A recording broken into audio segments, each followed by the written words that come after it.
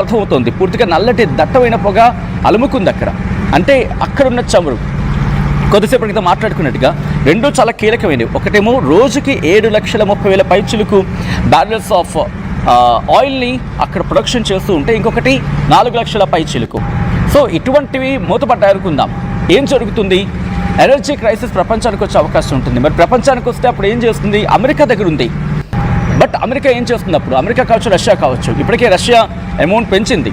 ఆ బ్యారెల్స్ సంబంధించి మాట్లాడుకున్న క్రమంలో ఆయిల్ ప్రైస్ని పెంచేసింది. దాదాపుగా 10%తో పెంచిందనేది వినిపించామాట, 10 to 15% అనేది. అండ్ అమెరికా ఇంకా చాలా వెయిట్ చేస్తోంది. ఎందుకంటే అమెరికా ప్రపంచవ్యాప్తంగా అమెరికాలో చమురు లేకపోయినప్పటికీ అమెరికా మాత్రం చమురు వ్యాపారం చేస్తుంది. వెనిజులా నుంచి పంపించే ప్రయత్నం చేస్తుంది. అంటే అమెరికా కంపెనీ లేదు. సో ఇప్పుడు ఇరాన్ ఏముంటుంది? వీటినే మేము టార్గెట్ చేస్తాం, వీటినే మేము టార్గెట్ చేసి మేము కొట్టిపారేసే ప్రయత్నం చేస్తామనేది వీళ్ళు చెప్తున్నమాట. సో ఇప్పుడు ఈ దాడులు మరింత తీవ్రతరమయ్యే అవకాశం ఉందా? ఎస్. ఎలా చెప్పగలమంటే ఈ దాడులకు సంబంధించిన నిర్ణయం ఇరాన్ చెప్పుకొచ్చింది. ఇక్కడితో విడిచిపెట్టేది లేదు, ఇంకా కంటిన్యూ అవుతుంది. మీరు గల్ఫ్ దేశాల్లో ఆయిల్ రిఫైనరీస్ కావచ్చు, చమురు క్షేత్రాల్లో చమురు నిక్షేపాల దగ్గర పనిచేసే వాళ్ళు కావచ్చు, ఎవరైనా అక్కడ ఉంటే దయచేసి ఖాళీ చేసి వెళ్ళిపోండి. వీటి దాడి ఇంకా పెరుగుతూ ఉంటుంది. అండ్ రిమెంబర్, ఇవి కనుక ఇలా కంటిన్యూ అయ్యాయి అనుకుందాం, ఇవి ఎక్కువైతూ ఉంటాయి. పూర్తిగా ఆర్థిక సంక్షోభం గల్ఫ్ దేశాలు పడిపోవడం మాత్రమే కాదు, ఇది ఇప్పటికే మన భారతదేశం ఉంది. ఆల్రెడీ మీరు చూస్తే క్యాలిక్యులేషన్స్ మారుతున్నాయి, రేట్స్ పెరుగుతున్నాయి మాట వినిపిస్తోంది.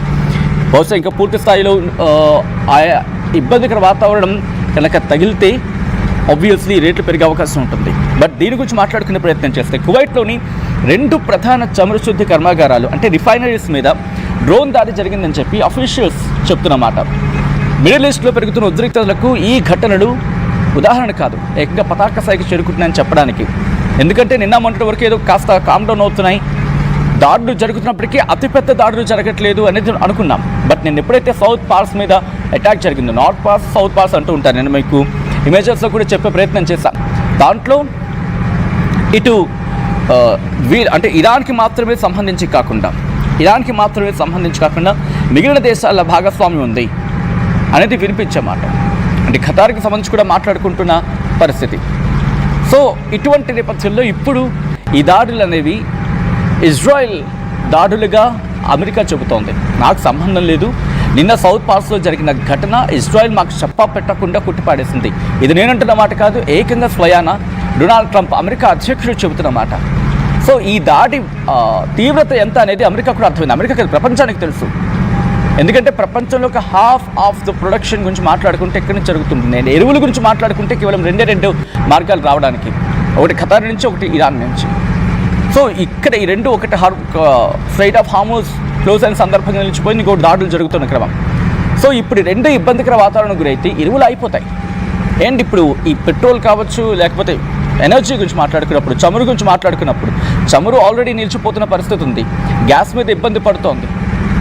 ఎందుకంటే గ్యాస్కి సంబంధించి మాట్లాడుకున్న సందర్భంలో ఆ ప్రాసెస్ మీకు చూస్తుంటే కనుక క్రూడ్ ఆయిల్ వచ్చిన తర్వాత దాన్ని వివిధ రకాలుగా దీన్ని ఏమంటారు, ఒక 400 degrees ఆఫ్ సెల్సియస్ దగ్గర వాటిని హీట్ చేసినప్పుడు అది చేంజ్ ఓవర్ అవుతూ ఉంటుంది.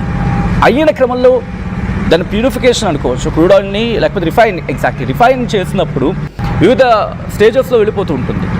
అలా వచ్చిన గ్యాస్ గురించి మాట్లాడుకుంటూ ఉంటారు. సో అటువంటి సిస్టమ్ ఇప్పుడు దెబ్బతింటోంది. ఈ రిఫైనరీస్ దెబ్బతింటే కనుక క్రూడ్ ఆయిల్ ఉండొచ్చు. అండ్ ఆ స్టోరేజ్ సిస్టమ్ కూడా కొన్ని కొట్టిపారేసిన సందర్భాలు ఇరాన్తో పాటు గల్ఫ్ దేశాలు కూడా. సో పూర్తిగా అయితే మాత్రం ప్రస్తుతం పరిస్థితులు చేయి దాటిపోతున్నాయా అనే అర్థం వచ్చేలా ఉంది ఈ సిచ్యువేషన్ అంతా కూడా.